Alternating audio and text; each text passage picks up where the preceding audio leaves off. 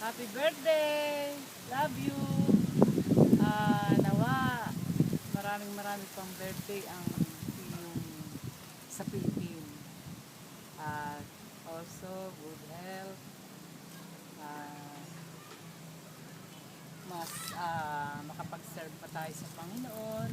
Makita pa natin ang ating mga apo na sila magaganda ng buhay. Si Racid maging doktor, si Gabi, saka si Tantan, si Air, at ang iba pa magiging anak ni Orwen. Nawa makita pa namin ang aming mga apo, pagkalooban kami pareho ng malakas na katawan para totally makita namin, at yung aking mga anak ay makasama rin namin, yung magiging anak pa ni Carol. Nawa ay makasama rin namin mag-asawa, sina Carol.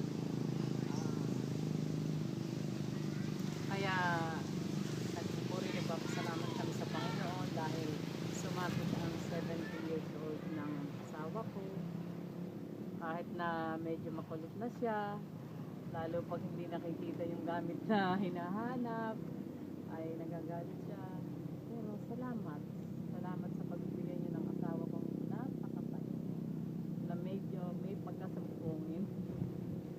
At salamat din sa mga anak namin na talagang kung hindi dahil sa kanila ay hindi namin maipag-celebrate ng ganitong birthday ang tatay niya, kasi sila talaga ang nag-prepare ng lahat. Kung kami ng mag-asawa, siyempre gusto namin mga simple na lang, at saka sa akin the only one hipag, gusto ko niyang pag-support sa aming lahat, lalo higit sa aking anak.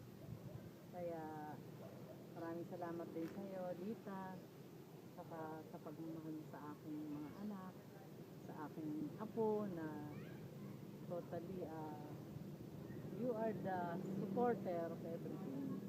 Kaya salamat, Lord.